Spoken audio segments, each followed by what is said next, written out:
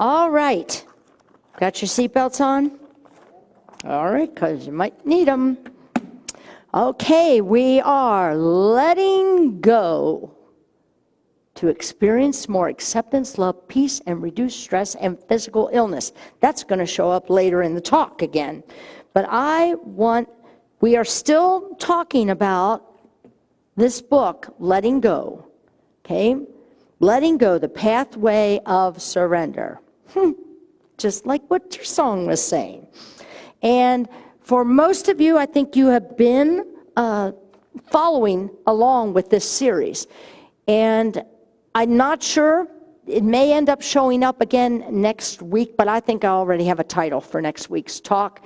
And so it may end up bridging all this together here. But this book to me has, and I'm being selfish, the reason I have spent 3 weeks on this topic is because it is impacting me and my life. And when I can find something like that, that raises me up a little more and teaches me a new way of practicing spiritual tools to have peace in my life, then I'm going to grab it and I'm going to run with it and I'm going to teach it. And so that's why you're hearing so much of this. So basically, Letting Go is a book by David Hawkins. I'm just going to really recap fast. David Hawkins is the author of Power versus Force, which is probably one of his most popular works. In that book, he came up with the diagram and the calibration of energy, of vibration that we emit. We all emit a vibration. And just like everything is a vibration. Even this stand, the benches, everything has a vibration. That bench is vibrating extremely slowly. How do I know that? Because it'll probably take 200, 300 years for it to totally disintegrate and change form. I'm vibrating at a higher frequency. This body will probably make a complete transformation at anywhere from 80, 90 to 100 years old. So I'm vibrating faster than that pew. That part's irrelevant. What's relevant is that we are emitting energy constantly. And David Hawkins comes up with this vibration of 50 to 1,000. 50 is total apathy, not caring about anything, basically just walking around existing. Last week I gave the example, just go to the shopping center, go to Kroger, and just sit there and watch people. Watch them. There's just no life in so many people. They're walking around at a lower vibration. We talked over the last 2 weeks about that we've got to move ourselves up because many of us are vibrating at a 200. 200 is where courage resides. And courage is where we make a decision whether we want to stay in a lower vibration or if we want to get into a higher vibration. Okay, the 1,000 vibration is where Jesus resided. It's probably where Gandhi was. Mother Teresa was there often, but I do know Mother Teresa got upset kind of often. And so she probably was 700 to 800. But we're talking, this is where we want to go because the higher up we go on the vibration scale, the higher energy we emit at that level is where we find peace. And I can't wait to get the lyrics to your song because it was just like, oh my gosh, that's it too. So I want you to know that I'm taking you today above courage. Okay, last week we talked about still some of the lower vibrations. We talked about apathy was 50, grief was 75, anger was 150, and then we talked about courage is the tipping point. And when we get courage enough to work on changing our minds, courage to do the affirmations, courage to get sleep, courage to balance, courage to say, this job doesn't work for me, we move up the vibration scale. And trust me, we go up and down. It's okay. I can tell you, I know that I have experienced 600 to 700, but I don't stay there very long Because life gets a hold of us, doesn't it? Life, people get a hold of us. So with that, can I have slide 1, please? I want you to, this is by Thich Nhat Hanh. My actions are my only true belongings. I cannot escape their consequences. My actions are the ground on which I stand. Anybody willing to claim that? There's some of my actions I wish I didn't have to claim that I stood on those. But our actions constantly are the ground on which we stand.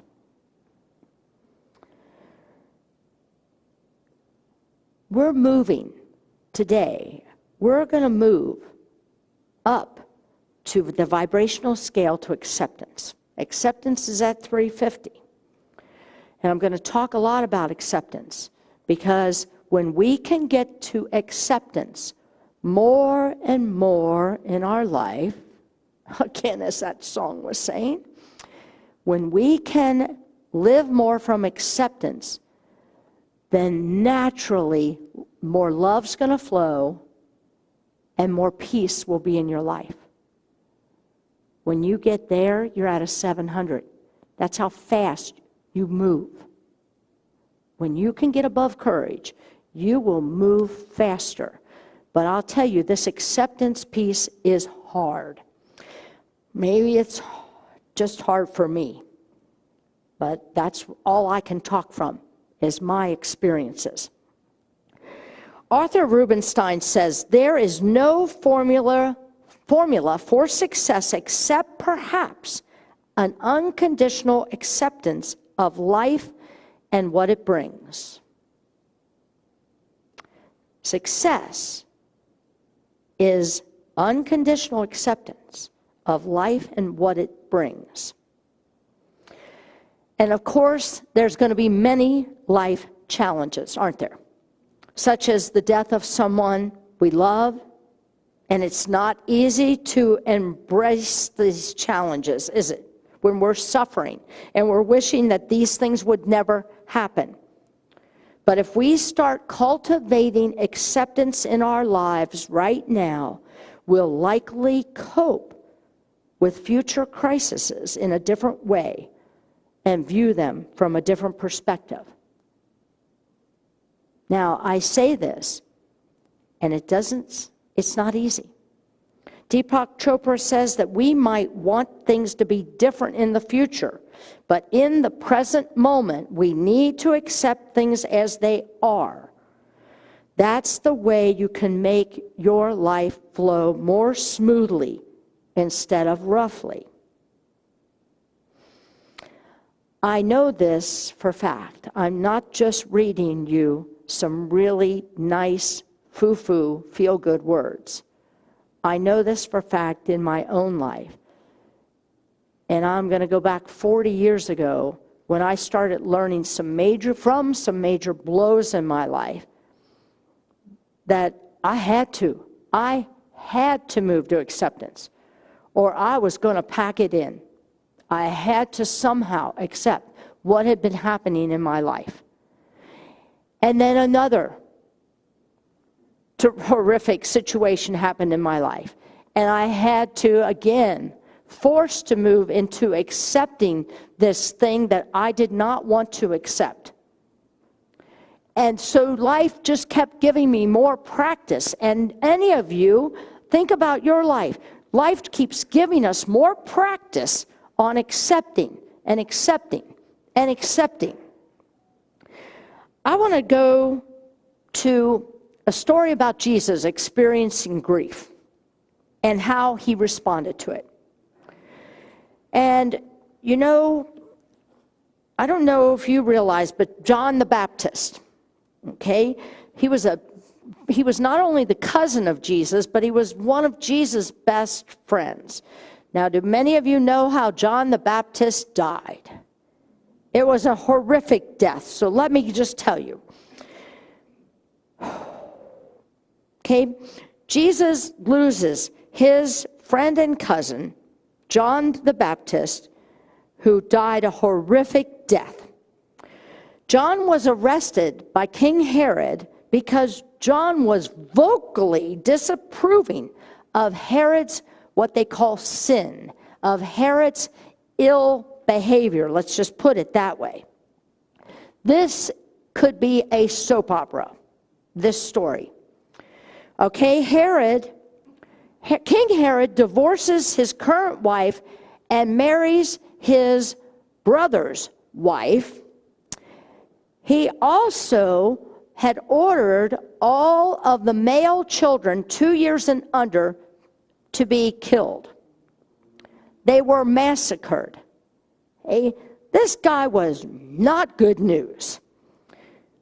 So anyway, there's a scene in this story where there's a girl who's dancing for Herod, and Herod's having drink after drink, and then he decides this girl who's dancing is the daughter of his second wife now. And he's so happy with her dancing that he says, "Whatever you want, I will give you." Well, the girl goes to her mother, Herod's second wife, and the mother says, "I want the head of John the Baptist because he keeps talking bad about my husband." And that's exactly what she got on a platter. You remember this story? Okay. So the apostles come to Jesus and tell him what has happened to his best friend. In Matthew 14:13, we're told that Jesus heard the news about John, and I'm going to read this part to you. And he got on a boat and he went to set out for a desolate place because he was grieving. He was heartbroken to hear what had happened to John. And Jesus wanted to spend some time alone praying and thinking. And you have to wonder what thoughts were running through Jesus' mind when he heard this news. He just wanted to be alone with his Father. So he gets in the boat and he sets out for a desolate place. However, the crowd hears where Jesus is going. So they travel because remember, the crowd, Jesus is a rock star. Imagine this in present day. Jesus is a rock star, so they get on foot and they're going to follow him to where he's going because they all want to be around him. As Jesus approaching the shore, he sees this crowd waiting for him to arrive. And you almost got to feel sorry for Jesus at this point, that this guy just wants to get away and mourn the loss of his friend, but he can't get away. Life is like that, isn't it? Sometimes we can't get away. You lose a family member or a friend and you're back at work the next day like nothing ever happened. All you want to do is get away and be by yourself and grieve, but the demands of life don't allow it. Life just moves too fast. So I want you to just think about putting yourself in that place. Putting yourself in experiences of loss, of grief, of extreme sadness. And this can be loss of any kind, not just of life. Loss of relationships, loss of job, whether you choose or not choose, there's a grieving point. And what Jesus ended up doing at that moment was he decided that going forward in his ministry was more important at that moment than going to try and be by himself. There was a struggle to try and be by himself. So he decided to get out of himself and continue ministry. He goes to the shore and he starts doing some more healing work with people.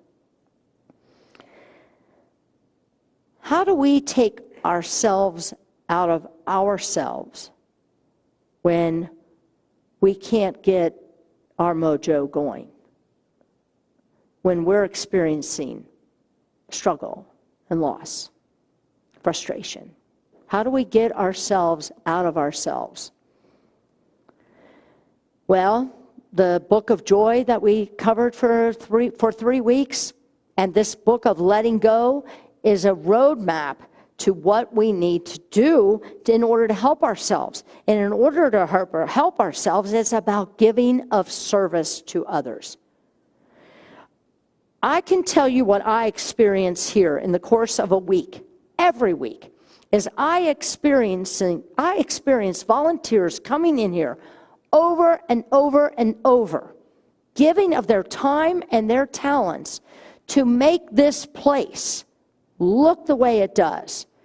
You have no idea just how many door stops had to be installed because every single door was wearing out and never staying open. But see, you don't realize that, do you? Because quiet volunteers come in and they fix things. You think the barn is magically happening, the renovation project. You aren't here during the week, for most of you, when volunteers come in and have cleaned out so much stuff out of that barn into the carriage house, dumped. How many trailer loads have we taken to the dumpster, Bob? Do you know?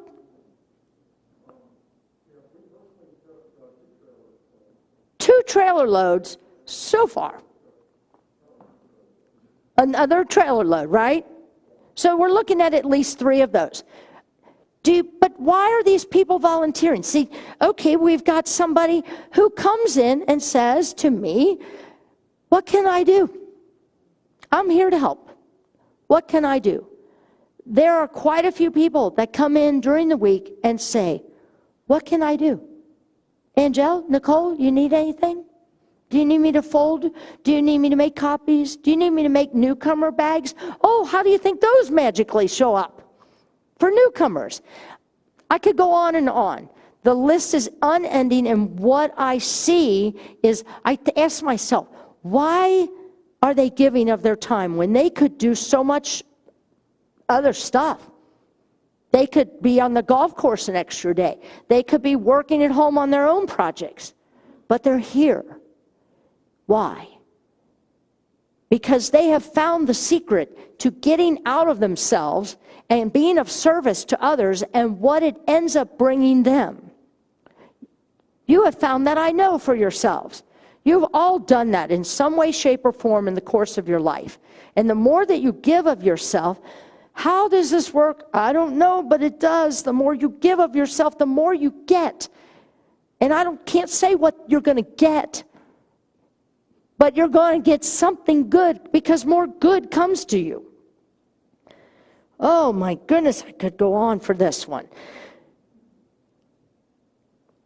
Choose not what happens to you. Instead, believe that everything happens for a reason and that better things will always follow. That's the beginning of acceptance. And I get it, people, because as soon as I hear that line, I want to say, well, yeah, that sounds real easy. Everything happens for a reason. Don't tell me that situation happened for a reason. I can't go with that. But I'm telling you, if you just breathe yourself through this, allow yourself to feel lower vibration feelings, to allow yourself to be in a 50 vibration and experience your grief. Allow yourself to be in despair, but don't stay there. That's the key. That's what this whole lesson is about allowing yourself your feelings, but you don't stay there because that doesn't bring you peace. If you stay in grief or anger or despair for any length of time, does it bring anybody peace? Please raise your hand if that does. Because I've never felt peace in any of those lower vibrations. And our goal, and what Jesus taught us, and what the master teachers have also taught us, is that we have got to get ourselves back up. And it takes courage to get back up, and it also takes reaching out. Lean on Me was a perfect song to start with this morning. To lean on the right people, not the ones that are going to, you lean on them and then you both fall over. You want to lean on somebody who's going to stand firm, don't you, in the truth. Oh, goodness. I want to go into, Yeah. And another way of when you are down, when you are in that lower vibration, is instead of staring at a closed door, instead of getting tired and bruised and trying to break down the closed door, maybe I'm one of the few that do that. I tend to want to just bulldoze my way right through that door because I am stronger than that door, and I do nothing but bruise my head and make my head bloody. Why don't we look at all the windows that are open? Do we have that? Yes. Why is it that we don't look at open windows?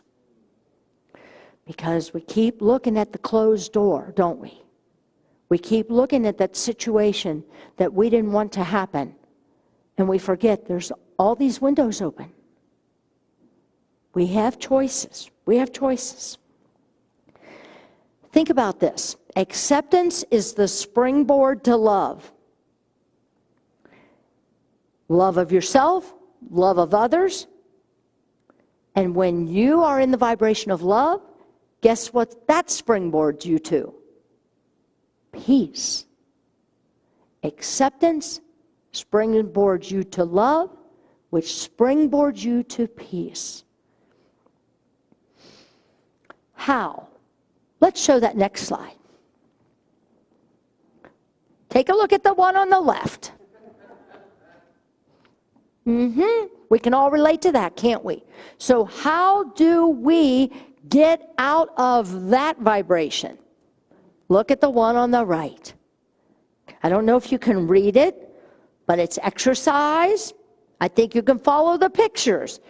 Rest, take a nap, play with your pet, meditate, listen to music. These all will bring your vibration up. I promise you.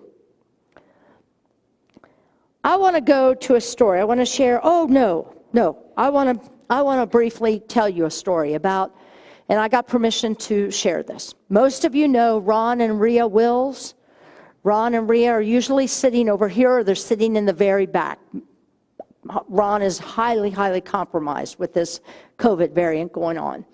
And their daughter was giving birth to her second child this week and died during childbirth.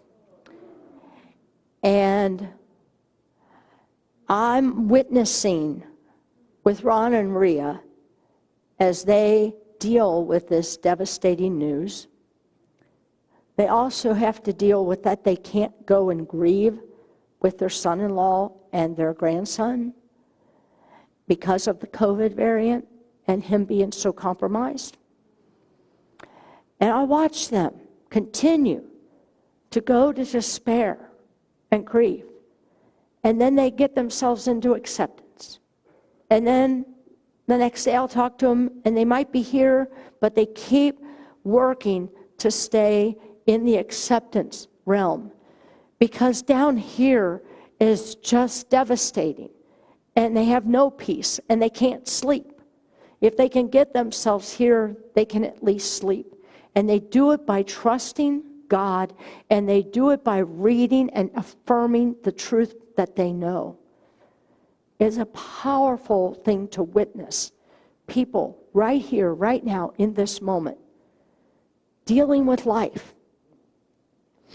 I want to share with you, let's go to the next slide, please. You know, I started with this Thich Nhat Hanh quote. I cannot escape the consequences of my actions. My actions are the ground upon which I stand. Listen to this quick prayer. I want to be in the presence of the absolute, to know the divine represented in the lives of others and to feel my connection with them. This karmic love story that I'm about to tell you finds its true lasting expression as I do unto others. How does that go? As I do unto others, I do unto myself, right? All right. In 1981, see the picture of these two? He worked around the clock to keep a 3.2. Okay, this is the gentleman on your right. He worked around the clock to keep a 3.2-pound baby alive after the boy was born prematurely. 30 years later, the pediatrician was in a car accident, pinned inside a burning vehicle. A paramedic, Chris Trokey, pulled him to safety. Chris was the baby boy who Michael had saved 3 decades ago. They saved each other. You never know, do you? I just want to end before with, yes, I'm going to say, let's say the affirmation. Let's go to the personal affirmation for the week. Because I think this is important for you to hold on to for the week. If you've got a phone, take a picture of this so you can remember this week. I stand still right where I am. I relax and trust God's transforming power within me. Ready to say it together? I stand still right where I am. I relax and trust God's forming power within me. Let's say it one more time because it doesn't sound like it's God. It's to me, I'm just saying, coming from here, it sounds like we're at about a 50 vibration. Would you like to raise up above courage? Ready? I stand still right where I am. I relax and trust God's transforming power within me. You are the light of the world. You are the light of the world. It's been said that over and over and over. You are the light of the world. What are you going to do this week? Because your light dims below 200, people. What are you going to do to turn the wattage up on your light this week? Because the world needs your light. I'm telling you, this younger generation's getting it. And I'm going to just keep on saying this to people. If you have not seen this video, I really encourage you, write this down. Reunited States. It is on Amazon Prime free. I think there's other venues out there that it's free. It is your age group. It is about your age group, the millennials that are making a huge difference in this world. They are committed to being bridge builders in this world. And I believe every one of you are committed to being a bridge builder, or you wouldn't be here.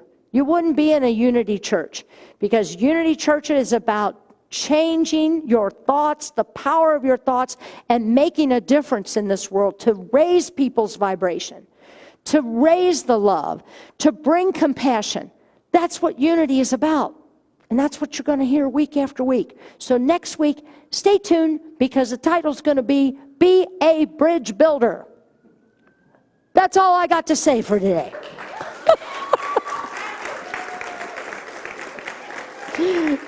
It's time. How do I go? That's my story, and I'm sticking to it.